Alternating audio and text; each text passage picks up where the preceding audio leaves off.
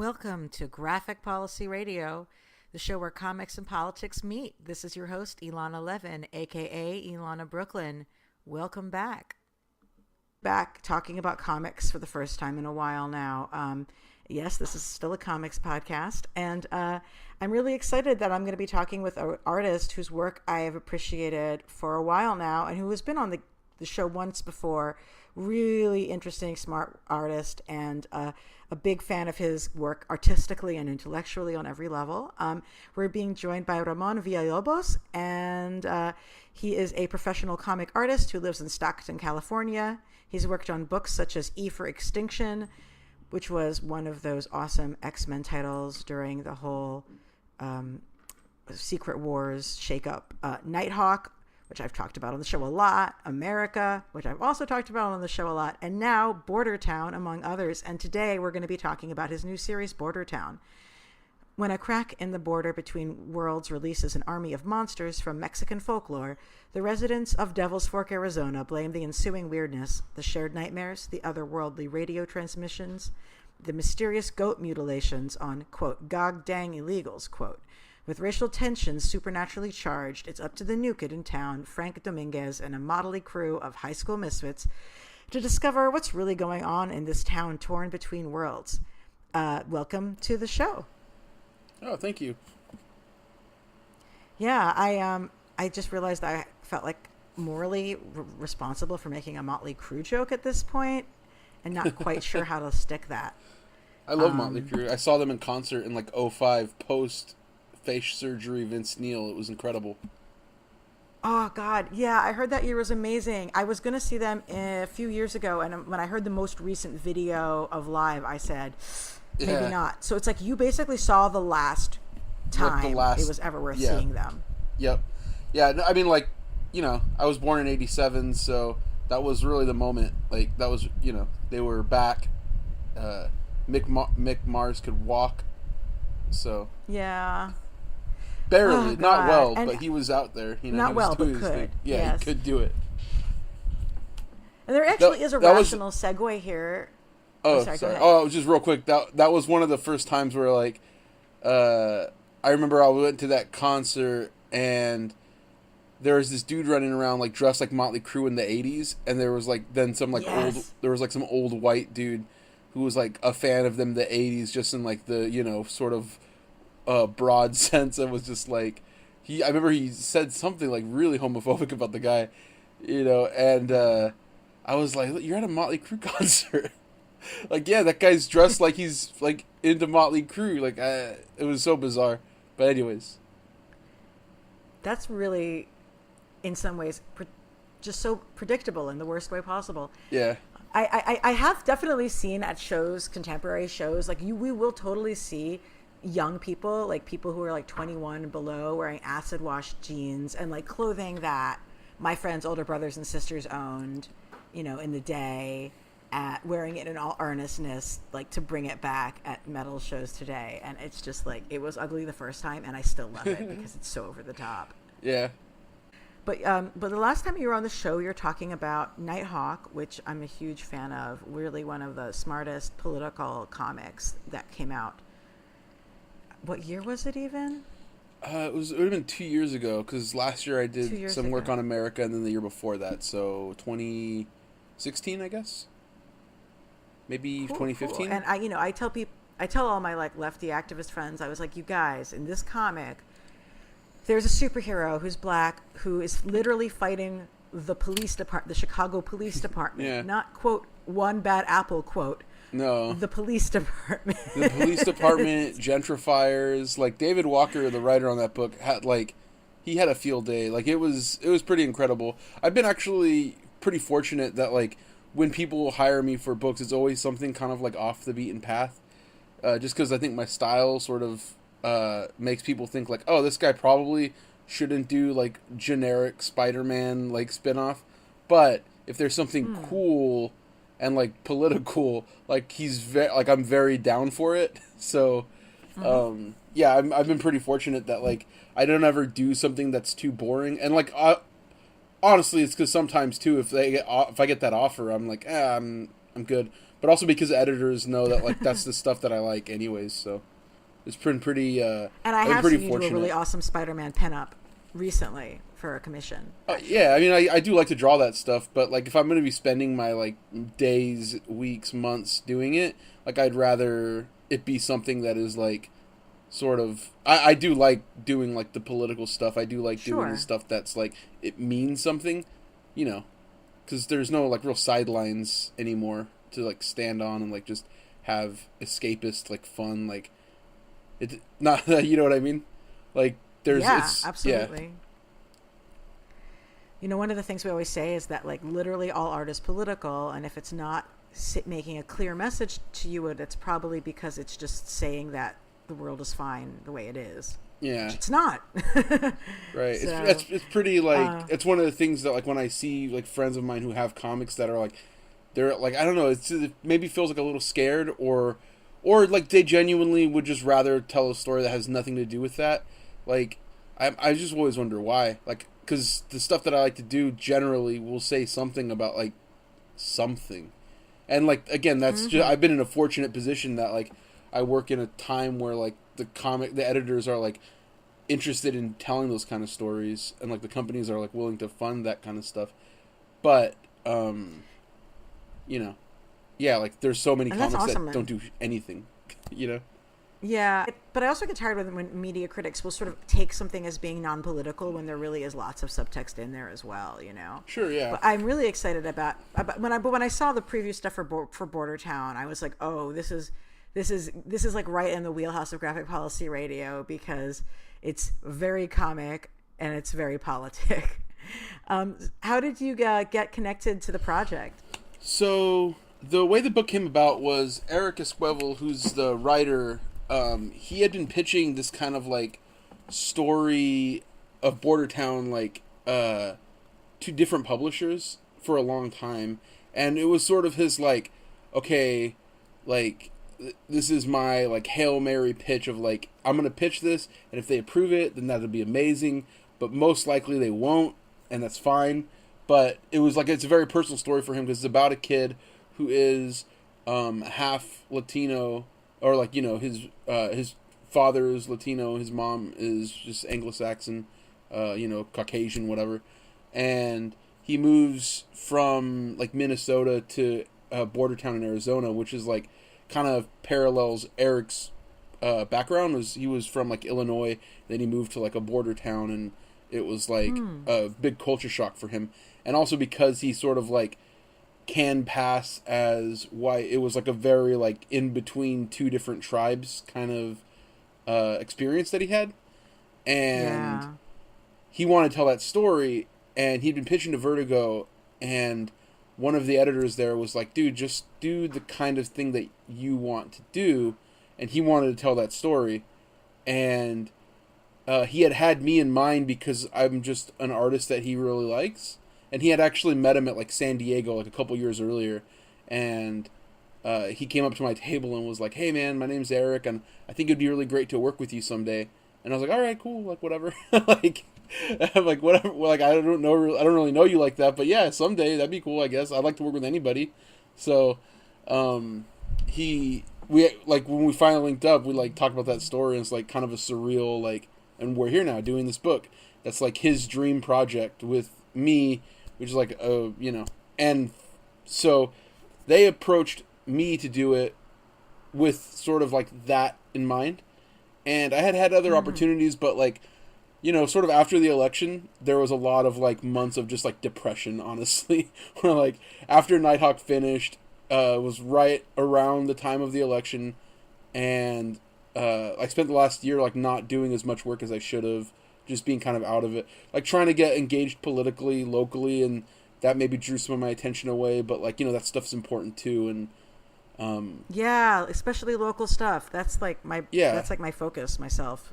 Yeah, I mean, it's more important than the national stuff, even really. But that like it, not saying that was like an excuse for like why I didn't make comics last year as much as I should have, but that was definitely a factor in it, and so.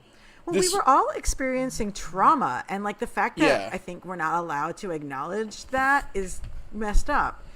Right. And I there think was a that, lot more conversation around that.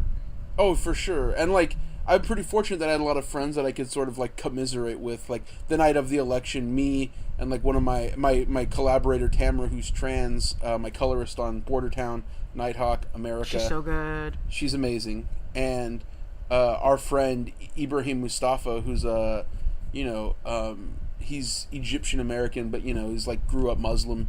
Like we were all talking like election night, and it was just like a very like profound just like moment where we were just like, wow, this is gonna be a long 4 years. Like for like a Mexican, a trans woman, and former Muslim guy. It was just like, this is the target, like we're the scapegoats. And we're like, just we were all just like, industry guy, like professional comic artists that were just like, wow, this is going to get really shitty for the next year. And it did.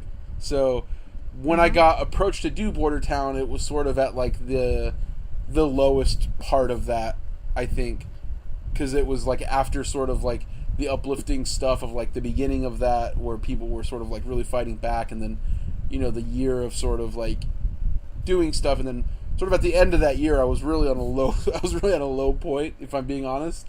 And then I got approached by my editor Andy about doing this book, and he was like, I told him like, dude, honestly, I am depressed, and I need, I could use work, but I'm not sure if this is the right thing. Well, let me make you feel better. You need to do this comic. And he sort of pitched it as what it is, and I was intrigued by it. And then he told me that in addition to that, it was going to be relaunching Vertigo Comics, which was like, they make like Vertigo as like a publishing line. Some of my absolute favorite comics of all time came from that. So I was like, all right, like that sounds great, but I don't know if they really mean it. And like honestly, the support that we've had has been incredible from DC Vertigo. So then after I was actually like playing poker with friends, and I was kind of just going full tilt, and I was talking to my friends, and I was like, should I like take this book with Vertigo? And they were like, yeah, like you should. Yes. And I was like, all right, yeah, I'm gonna do it. Like I'm gonna call my editor tomorrow and just be like, hey Andy, I'm in. So that's what I did, and then now I'm here. It's been pretty great though. That's awesome. I mean, I'm not your manager, obviously, but I'm like, and I kind of hate talking about things as being on brand, but this is the most on brand thing for you. Right, yeah. I can't imagine this coming out with a different artist. Like, yeah, I really can't. They really couldn't either. When they pitched the book to get it sort of approved, they had art of mine in it that had nothing to do with Bordertown. Like, because I was not on the book. They just found random images that I had done, and were like, it'll look like this. And they were like, oh yeah, perfect. So then, I found that out after the fact, where they were like, listen, you were the only person. And I'm actually a co-creator on the book because of how much work that I've done with like design-wise, and like inputting like character stuff, and like talking to Eric about like the general thing of the book. So it's been a great experience, and it's been like definitely I'm making sure that artists are understood as being real full co-creators, and work like this is so important. And it's interesting knowing also that like your art as it existed even before this series really informed what the style of the visuals was going to be. I mean, this has, luchador mask meets superhero t-shirt, casual wear in school situation. And, I can't really imagine who else would really quite put that mix together in the same way. I don't know if we want to go too much into the details of the specific character, but I would love to talk a little bit about it. Yeah. And the concept for him. Mm-hmm. You talking about like the character Quinta specifically? Yeah, exactly. Yeah, he that's like sort of the character that I think everybody's like sort of favorite character is, which is like awesome for us because he is like I think he's on the spectrum. I'm he's differently abled is what we generally refer to him as, because Eric and I both have like nieces and nephews that are autistic, and we thought that was like really would be really cool to highlight a character who is that, and like show it as like a positive thing that's not like, like he's awesome, and like so are our nieces and nephews. So that's, you're gonna learn more about him in the second issue. What you know about him in the first one is he wears a wrestling mask. He's kind of mysterious. He's big, like tall and physically like wide, which is funny because when I did the design for him, I had him much rounder, and Eric was like, "Oh, I wasn't thinking so like soft looking. I thought like more like kind of like an old school luchador." And it was amazing because like I had 2 points of reference for that character when I made him, which was like these 2 kids that I went to school with, and one of them was my like very good friend, but he's like very tall and bulky, like he's like Quinta like build wise, and the other one was just somebody else, and I went with the latter just because I was like, I think just based on what I know about this, maybe it's not right.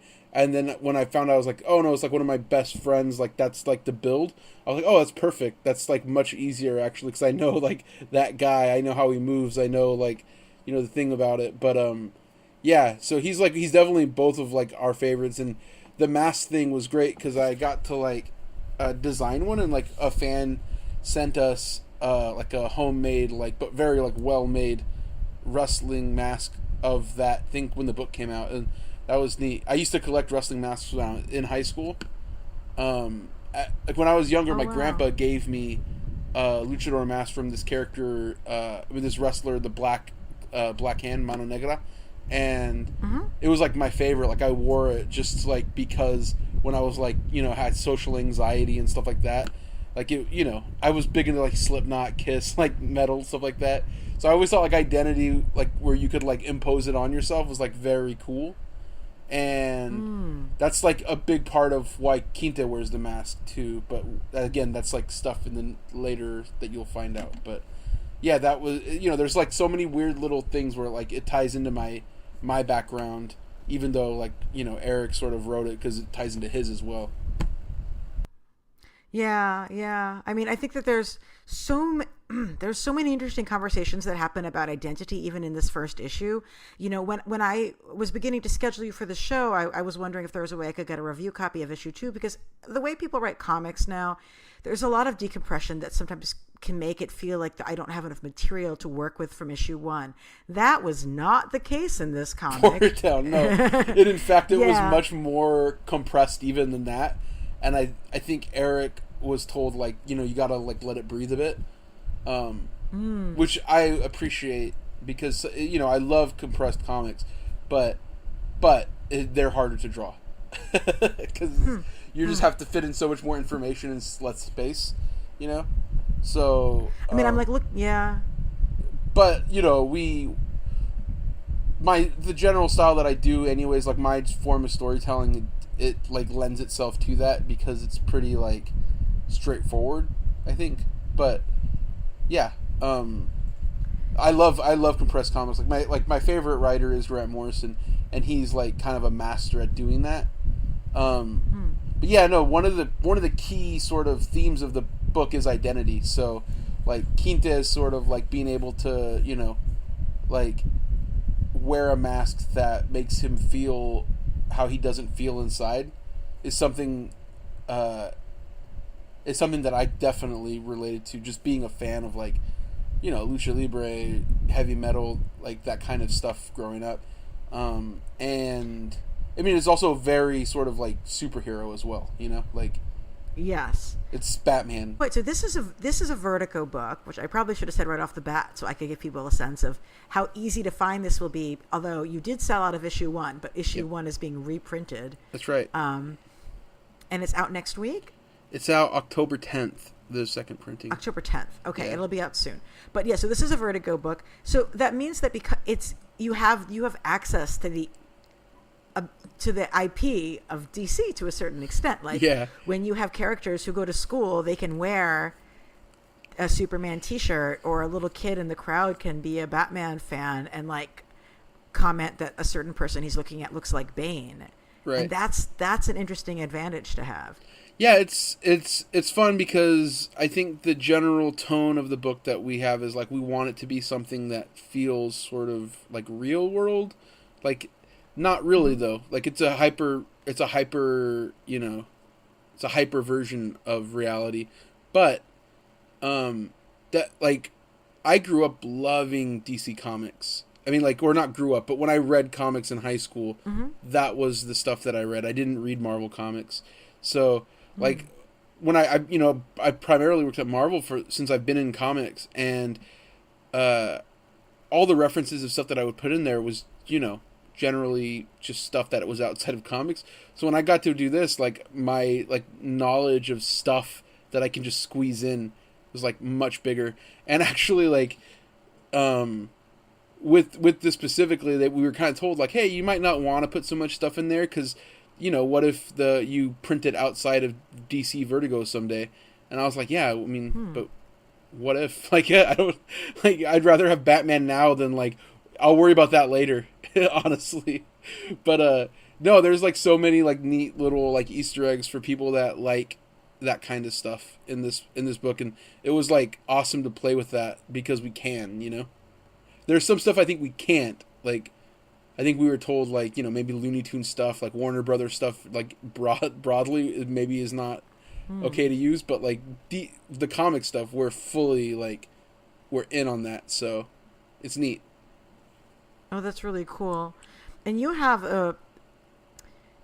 one of the interesting, I don't want to give away when it comes up, but you have a page here that references Mictlan, which is the capital city of the Aztec underworld, and you draw it. And what's so funny is, you sort of look at it and say, oh, there's such an interesting Kirby tribute, but really it's because Kirby was taking all those visual motifs from all of these non-European art influences, like actual, Mayan and Aztec art. Yeah, well, it's a mixture of Kirby, like Mobius.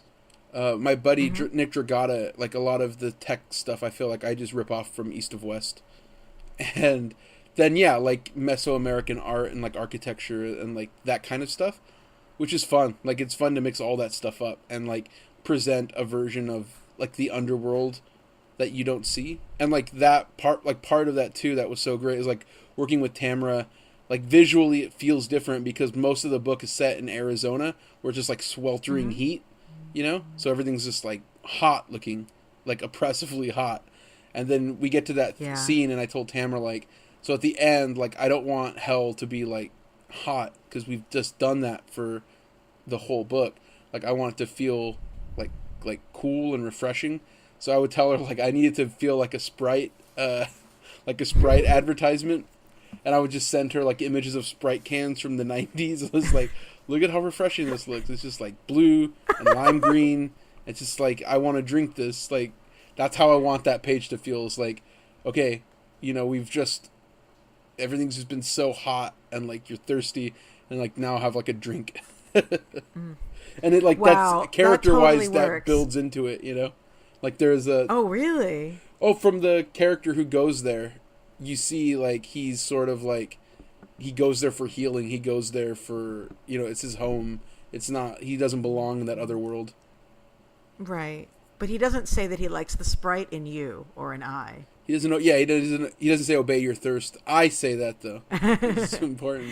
Well, but the color scheme really does work. And it is, like, this, like, really strong difference in feeling. And I totally see it. And you and Tamara are, like, a comics art power duo. Like, you work really well together. As that, I think that's a cool thing to be able to see two artists collaborate together consistently and sort of see how their work goes with each other. Yeah, when I met her a few years ago, she was working on a book with Johnny Christmas called Pisces. And she was, when I first met her, like, she was doing like a live stream, like of like, it was a workroom where everybody was just like showing what they were working on, and she was coloring that, and I was like, whoa, that's like the real deal, like, you're amazing. And I, at the time, like, I had not like made colorist friends, which is like so important for like comic artists to like have somebody they can depend on will work with them. And I met like I have so many now, like I have so many great friends that are like amazing colorists. But I was like, man, Tamara's so good. And when it came time to do Nighthawk, I had already worked with like a couple other people. Or no, I think right before Nighthawk, I did a thing called Secret Wars. It was like Demolition Man. It was like a 5-page thing. It was like a tryout thing for just like working with her. And we had like such a good time that after that, now whenever I start any project, I'm like, yeah, I'll do it, but I need to work with Tamara because she just makes my stuff look better. And Tamara sort of like understands, like, she could color my stuff pretty fast, and I usually will give her like ideas that make it fun, like for that book, like I said, the Sprite thing. But I also just sent her a bunch of like images of like Charles Barkley when he played for the Suns, of like, this is a visual like point of reference, like any Arizona sports team. I sent her that for like palette ideas. Like, look at this. This is the tone of it. This is Southwestern culture that's just like very stripped down and like clear.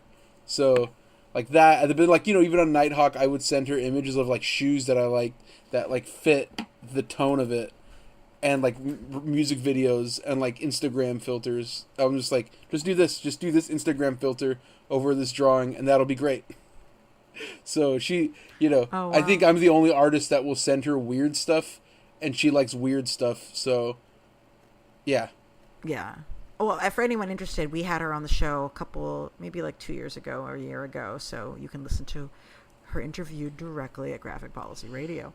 You know, one of the other thoughts is just sort of like, we have a comic where you have a whole crew of new characters who are all being introduced who are new to the reader.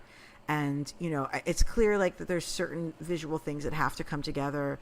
Like, you have to have, you know, your protagonist has to be light-skinned enough that a racist can mistake him for a white guy, for example. But what are the sort of character design elements? We talked a bit about one of the other main characters, but like, what are some of the character design aspects that you were bringing to the general, like the central core of people? Oh, yeah. Especially in the front cover. For sure. So the front cover was sort of like my template for the rest of the book. Like, when I started it, I really wanted to approach it like a TV show that I want to watch, you know? I love, like, Dawson's Creek and, like, Degrassi and, like, all these kind of, like, teen melodrama, like, shows. They're, like, my favorite things to watch. So I approached it as, like, we're going to make the ultimate version of that, but with like monsters and like very Mexican. So I was really excited, but I didn't want it to feel one note, like that, like, you know, youth culture is like, you know, like one thing, because I know young people, and I know that it's like many different things, especially with like the internet, you know, and so I kind of like have a notebook that I have like just different like kind of pieces like that they can wear, but I want it also to feel like real, so it like stuff that they could afford, like, so you'll not like, I never, you know, like the character of Quinte, like I wanted very specifically everything he wears should look like it would come from a thrift store and is like ill-fitting, and like there's a character Amy who's like a young artist who's like half Japanese, half Mexican, and she should feel like she's kind of like this cool hipster girl that, you know, is too cool to know that she's cool, you know? So she like dresses really cool, but it's very basic clothes, but she just wears them very well just because that's her like personal style. And there's the character of Julieta, who's sort of like this overachieving young Afro-Latina who I wanted to make her feel like, you know, she's constantly like is in too many like after school programs, and like is always wearing like athletic wear, and like stuff that she would just have just as almost like just acquired over her life of like, okay, now I'm playing baseball, so I have a baseball jersey, and I'm, you know, I'm running, so I have these like running shorts, but then like she'll just mix them and match them with like everything else. Like she should, like, I wanted her to feel just very cool, and like she listens to like Brockhampton way, whereas the other girl listens to like Frankie Cosmos. And then the main kid of the first issue, not the main kid in general, but the main kid of the first issue is Frank Francisco, who is like half, you know, he's biracial in that he's like mom is white, his dad is Latino and Mexican, and I wanted him to just be like sort of you know, like a young skater kid that I see in like in the world today, like wears Dickies, wears like his shirt's tucked in, like it was a very specific look of like cool to me, but not overly like he's not trying to be cool, and it's like everybody should feel a little effortlessly cool. And I hope that comes across in like the general style of like the way I've put everything together. Mm-hmm. But that was the idea, was like none of these kids can look like they try too hard, so otherwise it wouldn't be cool. And I have a lot of like younger cousins and nephews, nieces and stuff that I look at, and if they're wearing something, I'm like, oh, okay, interesting, and I'll like kind of just store it away. And that informs a lot of it, is just like people around me, and like whenever I go to like a mall or something, I kind of like like quickly like sort of put what people are wearing into like a memory bank in my head. It's just for future reference. What shoes would this person wear with this, And like what, for me, like that stuff is storytelling as much as anything else is. So, I do a lot of drawings of like superheroes, and they'll have shoes on, and like people will ask me like, oh, what would like Swamp Thing wear? And I was like, well, Swamp Thing wouldn't wear shoes because he's Swamp Thing. but if he did, they'd be made of like bark. They wouldn't be, and like vines. They wouldn't be made out of like leather and rubber. But like that's to me, like it has to be story driven for all of that stuff. So like with Nighthawk, he had on Yeezys like kind of famously, like when we did that, and that was just because like those were high, technically like top of the line materials. That guy was rich. He would be able to have access to like that kind of stuff. These are kids in high school, so I want them to have like maybe 2 pairs of shoes max. But so far I've only drawn them in the 1 pair that each of them have, and they constantly are just like wearing, they'll be like wearing the same shirt like multiple times or whatever, and I just want it to feel organic. That's very important. Yeah, I mean, it's really one of the things that drew me to your art, is that you actually really treat those things as being part of world building and the character development, and not as an afterthought.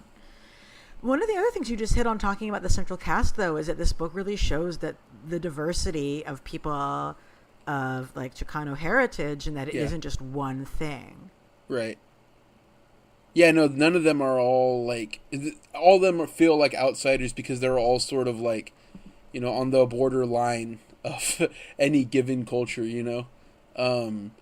which is, I think, very cool. It's very interesting. It was like an interesting way for Eric to do it. And at first when he told me about it, I was a little like, oh, I don't, like, is it going to be preachy? But it's not. It's like, it does, I hope it doesn't. There are sometimes maybe the kids will say something where you're like, oh, that's not worded quite the way, an adult would word it, but that's fine because they're children. Which I think is great. Like, if there's ever a thing that I don't agree with or whatever, I just kind of chalk it up to like when Steve Ditko was working on Spider-Man, he would be like, yeah, like that guy made a mistake, but he's also a teenager, so that's fine. Like, he's going to grow up to be a better person, hopefully. What I really love also, like even within the comic, you have, you have characters sort of talking about identity in ways that I think can be enlightening for the reader that might not have thought about them that way before.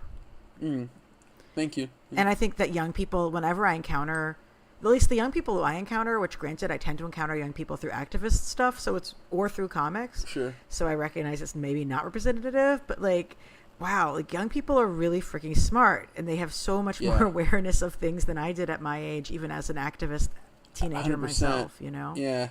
Like my younger nieces, nephews and stuff, when I hear them talk about like the issues that like I talk about, like they're so on it, and they're, younger. Like it was just different when I was growing up in like the Bush years. I was just like, fuck Bush. But if you ask me like policy wise why, I would be like, I don't know. But I know I didn't like him.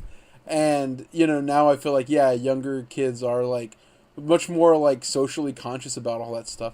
That's why it's kind of funny that like there has been like a right-wing pushback where they want to claim like counterculture, and it's like it's so silly because like no, you're still not cool, you know, you're still at the end of the day advocating for the status quo, and that's never going to be cool. It's just you also happen to be the minority of, you know, young people. Like, you know, you look at the breakdown of like demographics in, you know, 2016. Like, if it was just millennials, you know, Hillary Clinton would have won like in a, you know, 80 to 20% ratio. That's crazy.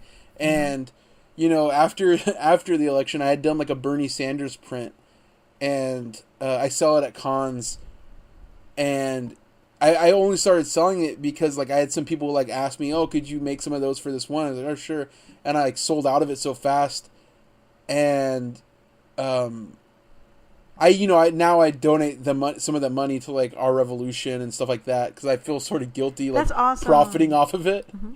I do volunteer for Our Revolution as well, but like I feel sort of guilty profiting off of it because it's like a thing, you know.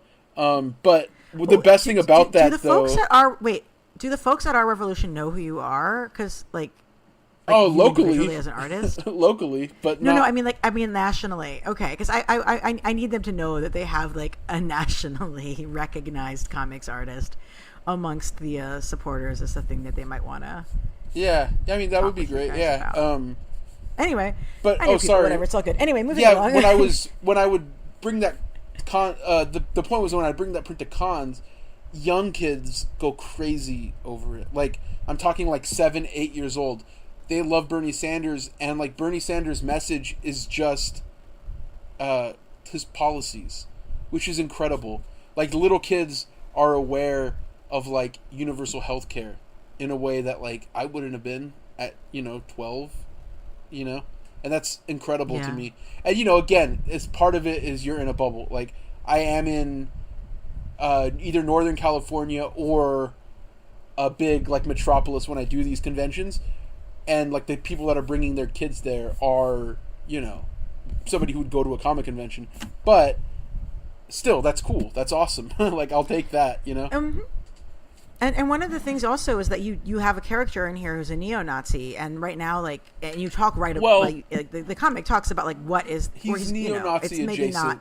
Not adjacent, exactly. There's so many different flavors of evil, right? And so there's a character design question about like what, you know, which particular social visual cues is he going to have that and who are they legible to, right? And like how who reads them and how. So we want to talk about that design. Oh yeah, I'd love to. So that's funny because the first page we have like sort of different archetypes of the kind of people that fall into the alt-right specifically, or like, you know, the sort of like the sort of like Minutemen, sort of border militia guys, and you know that runs a spectrum of like a lot of different kind of guys. Or like, you know, sorry, not guys, like people in general, but specifically men. And you got I see like you have a Proud Boys guy, you've got an ultra religious guy, you've got you got like the rockabilly guy, former military guy. Like there's a broad spectrum of like assholes that would do that kind of stuff. The character of Blake, who's a high school kid, when we introduced him, we actually got a lot of like people that were kind of upset because he is straight edge in the comic, like, and people were like, well, why does he have to be straight edge? Like, what are you saying? But like, the thing is, Eric and I are both straight edge, and we both love punk music, but Eric grew up in that straight edge scene in Arizona, and a lot of the people would use straight edge to justify a lot of like white supremacy kind of shit. So we thought it was an interesting way to like show how like that kind of can like feed into like nationalism, like the sort of like moral authority of like some straight edge people.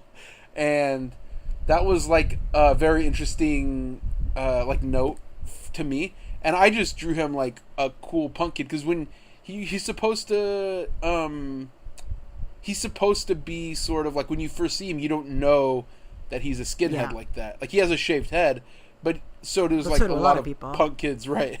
So so you know, it's supposed to be like a little disarming that when you find out that he is like this white supremacist, it's like a betrayal for Frank, because it was like a friend that he makes that immediately turns his back on him, and they get into like a fight, and it's a whole thing.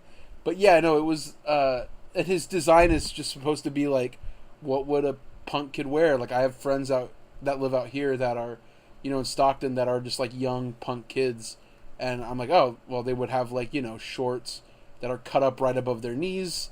They would have, you know, just plain clothes. Like, they're not spending money like that, like for clothes, you know.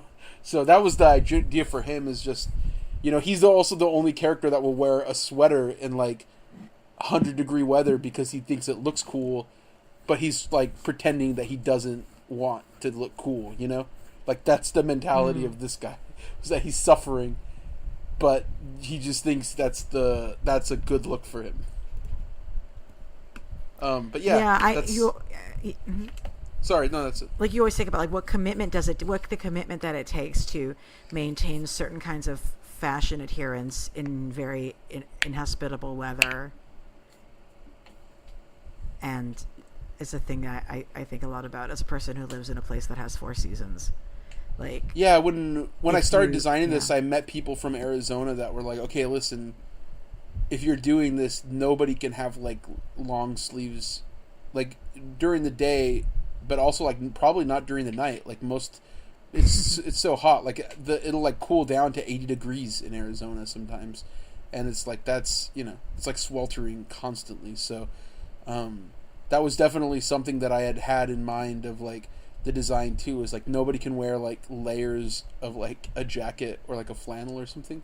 So that was interesting. It was a fun design thing, but you know, like, he does, like, if somebody wears something, it's usually in the script of like, this person has an over thing to, like, you know, for this reason. So, yeah. There's people who are doing monstrous things, and there's monsters that are sort of taking the form of people, and there's always a question about what is the line you want to have with the depictions of people behaving monstrously, like how human should they look, and then you have the people being taken over by monsters and spirits, and how are you conveying what, when it switches over to being like beyond human, to being from magic or from forces unknown, like how do you distinguish that in what's like the right level of bizarre to maintain for those kinds of design choices?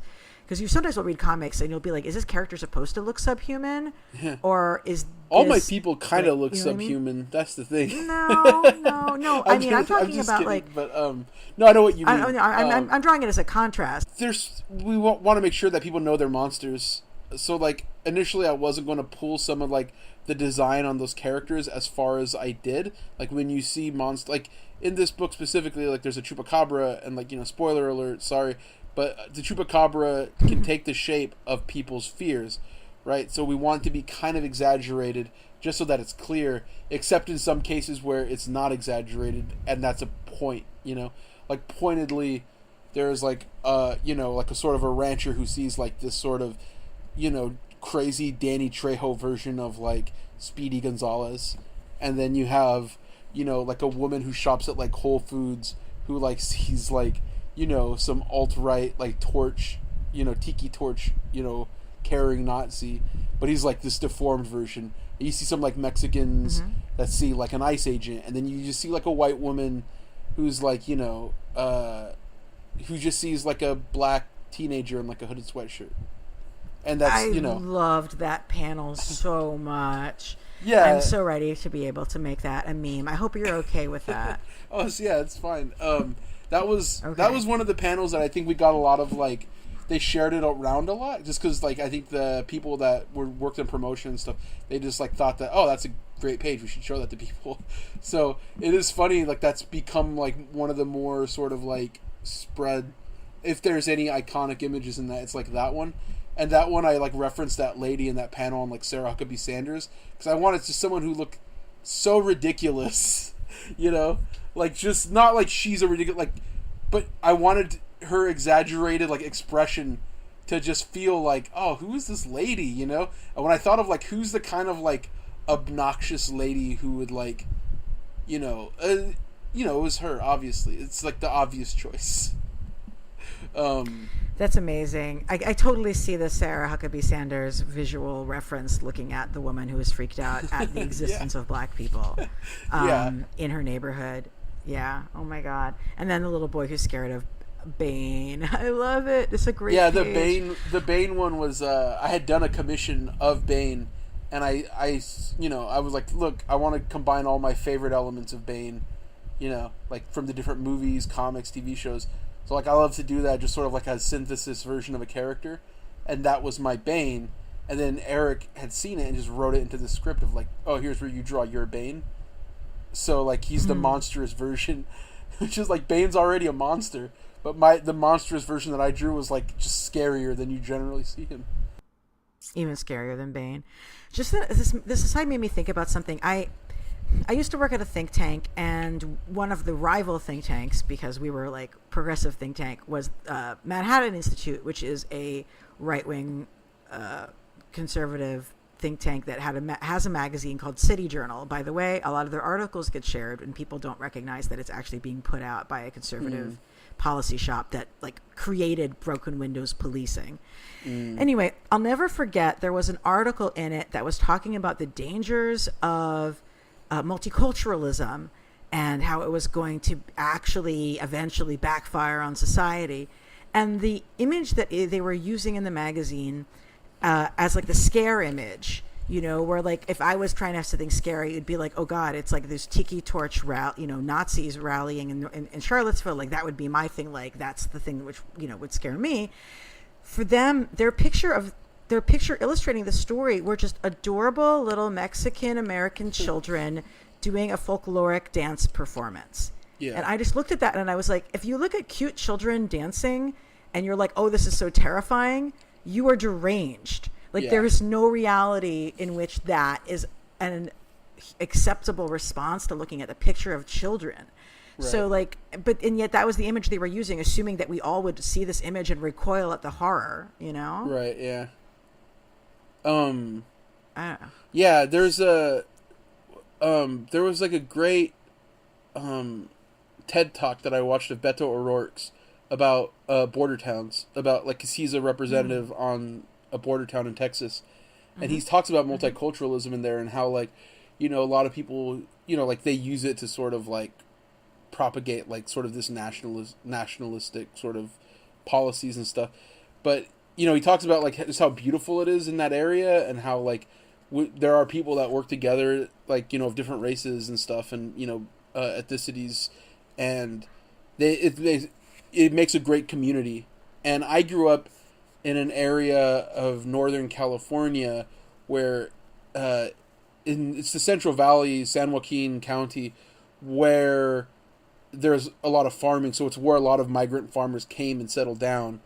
But then there's also like a very strong like line of also the white farmers who have just sort of like, systematically abused the migrant workers for decades, and so like I felt a lot of that, sort of like multiculturalism is better. Like when I was growing up, my friends were like white kids and like a kid from India, like Indian kid, and other Mexicans and stuff. And there was when you don't have those sort of like borders, that's part of the I hate the title Border Town sometimes, but it also works very well. Well, just because it's on so many levels. Yeah, that's why I'm like, oh, it's a little much. But it's actually like a great title. But that's why I'm just kind of like, oh, really, Border Town? But yeah, no, there's like it's a town on the border, and it's like where people sort of like meet up, and like the borders are like fictional, like between races, between also just like places, and. Like growing up in this area, there's like I grew up in like Southside Tracy, California, where there's nothing but Mexicans. All my uncles are like sort of like stereotypical cholos and stuff. So, but I am not. So like I grew up sort of like more anglicized just because I didn't speak Spanish and that kind of thing. Because my grandpa and like my mom didn't have time to teach me. My grandpa and so like they thought it'd be better if I didn't have an accent because they were sort of, you know, they were growing up in a time where if you had an accent you were treated worse. So they just didn't want their grandkids to have that experience. And that's like very common. But that's, you know, I'm just kind of circling back, but the Beto O'Rourke thing sort of addressed all that, and I think Bordertown does too. So actually, like recently, like the other day, I just kind of did like a small sort of like donation drive for the Beto O'Rourke campaign, just because it was so like powerful and like influential to me. And I hate this like sort of idea that you can't sort of like live your politics and like that you should keep it separate from your art when it's like a holistic sort of expression of who you are. And who I am is somebody who hates Ted Cruz and like everything he stands for. So it was pretty great. Like, you know, I just said, I put it out there. I'm like, hey, if anybody wants to like do a couple donations, I'll send you Bordertown signed with like a sketch on the back. And I raised like a couple $100 for him like in one afternoon. And I donated to him myself. That's so fabulous. It felt great. And that's the kind of stuff that I like, you know, I think is important. And I think, you know, I wish more creators would sort of like put their money where their mouth is, like in terms of, I know that there's a lot of people that are on the left but they're not like real leftists, you know. And I'm not like, I'm sort of unafraid to just be like, no, this is who I am. Like I listen to Chapo Trap House, and you know, I think we talked about Sam Cedar and, you know, Michael Brooks and the Young Turks and all that stuff. Tom Hartman occasionally.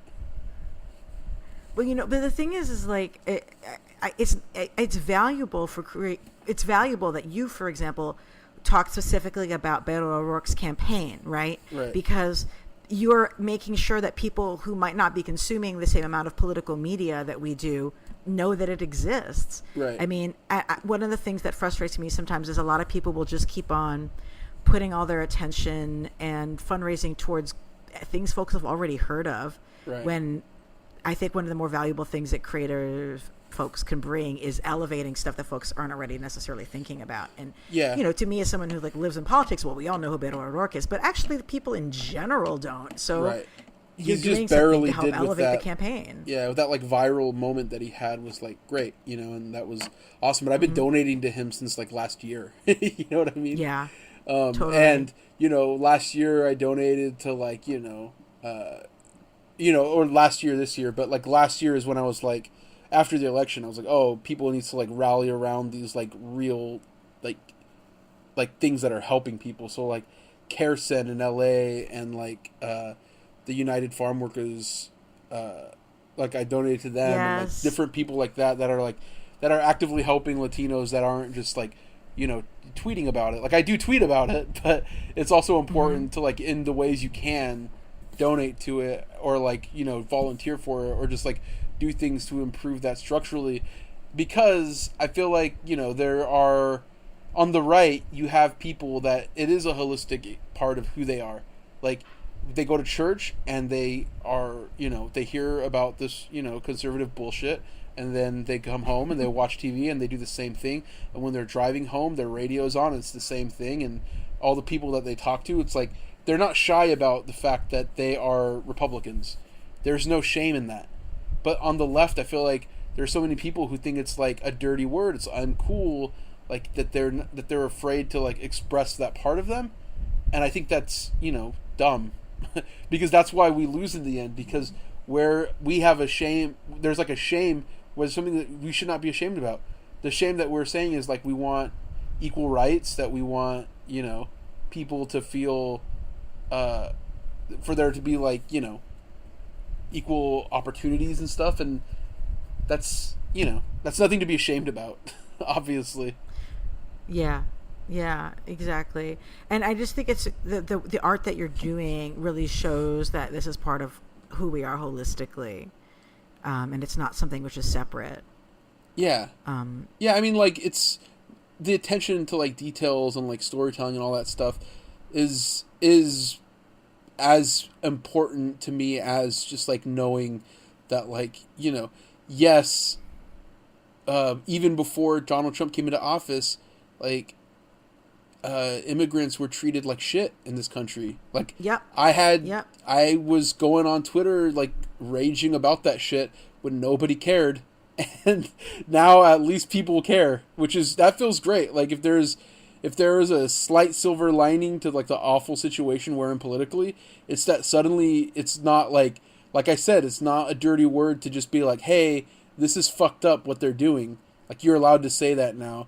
Whereas, when I Yeah. posted pictures of like, or like articles where they had people just like in the basements of prisons sleeping in like concrete floors, with like, foil, like those like Foil fucking blankets. Yeah. foil blanket things. Like, I would post that, and nobody would give a shit because it didn't matter to them, because Yeah. it was easier when Obama was president to pretend that things were good everywhere, and they just weren't. So And we would get lots of blowback talking about like the deporter in chief and that, like, they like didn't oh want to yeah, hear it. It's like, but that is what's happening. This is an increase in the number of people being deported. That is what's happening. Yeah. So one of the things that I know you've been outspoken about is, talking that, as you said, the medium itself is political, and that the media we consume is political. And, obviously we both have seen some people who purport to be comics fans, some of whom may in fact be comics fans, really developing, into organized hate mobs to harass creators and fans who are people of color or queer, or women or non-binary. And I'm wondering, because you've been doing work in the comic field for a while. Have you seen an increase in the amount of harassment that you've been dealing with most recently with the recent, like, quote, Comicsgate, quote, harassment campaign? Or is it pretty much been consistent during your time working in comics?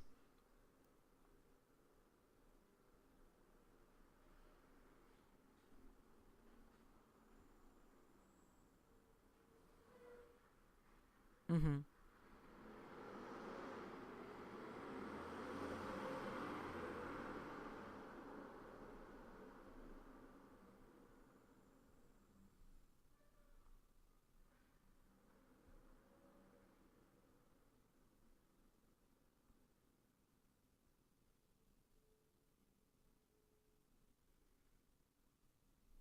Hmm.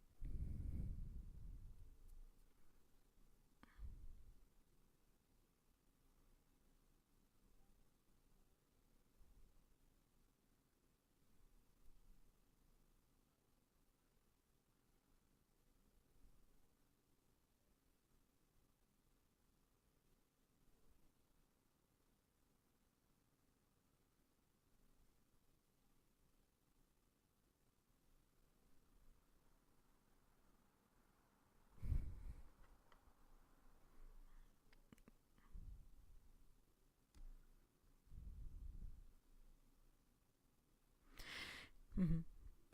Yeah, it for a long time, people who were big influencers in the field thought that they didn't have a moral obligation to take on the hate mobs, and they really left trans women in particular to deal with it on their own. And they finally, really living up to their obligation, took the community to speak out.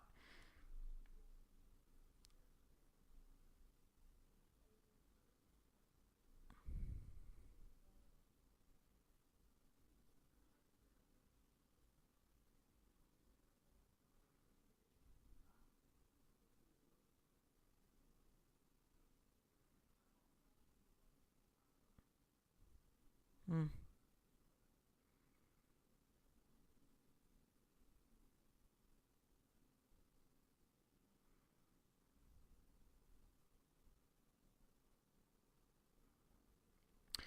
Yeah, but I'm just really appreciate that people are able to talk honestly about it, because I think that a lot of people were trying to avoid even confronting it for a long time, which obviously didn't help and just made people who were being victimized be more alone. So, well, thank you for joining us. If you, is the series, is it an ongoing, or do you know how long it's going to be going for?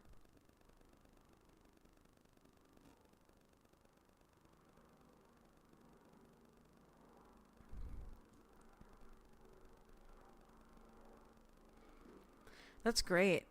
Do you have any other projects coming out you can tease us about?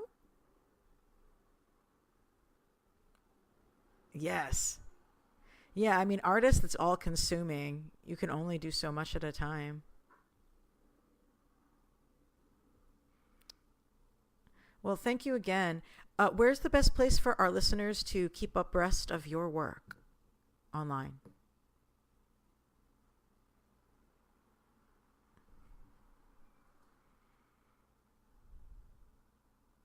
Are you doing any cons soon? Huh.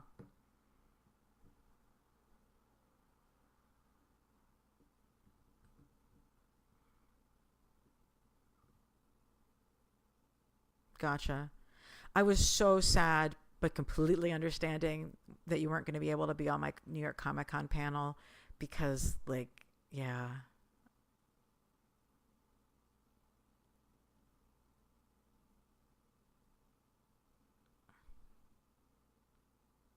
Oh, God. Yeah.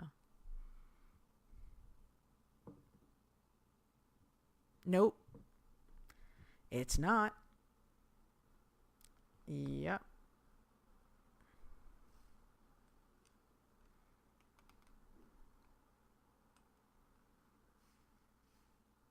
Completely legitimate. Although, I guess. Hmm. Yeah.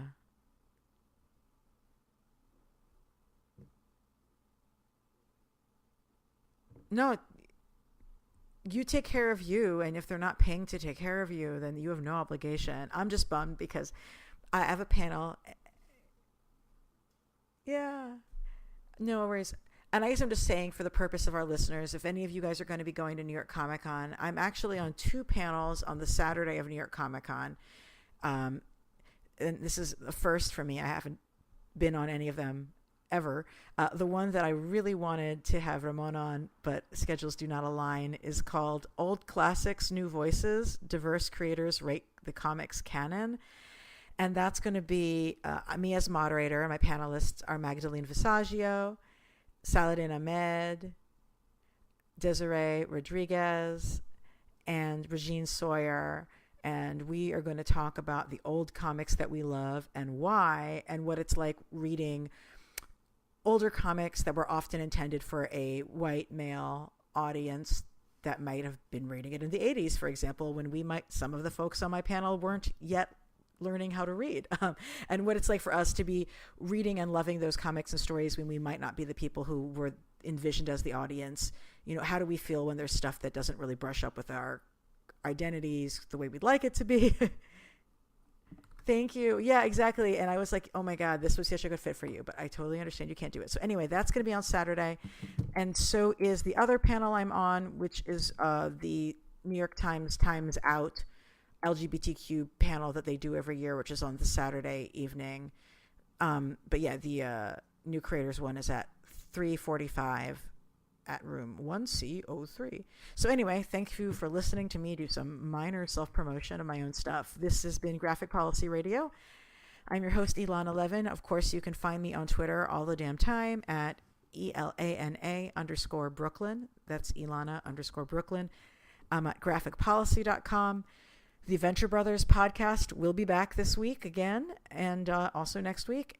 And you can always visit graphicpolicy.com for news and reviews of comics. I know everyone on the site has been really excited about Border Towns. So thank you for joining us, Ramon. Talk to you soon.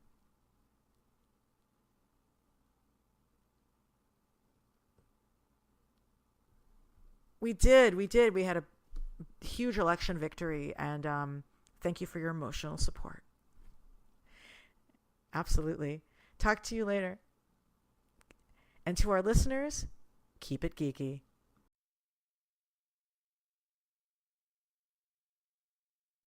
Hey, thanks for watching the previous video from Graphic Policy Television. Just by watching, you help support our site. Thank you so much. Now, if you're watching these videos, you probably care about geeky things like movies, television, comic books, toys, games, video games, you name it. You can go and subscribe right now to our YouTube channel to stay in touch and catch all the new videos, or check out our website at graphicpolicy.com. There's a nice link on this end of the video. But as always, thank you for watching. Keep on rocking and keep it geeky.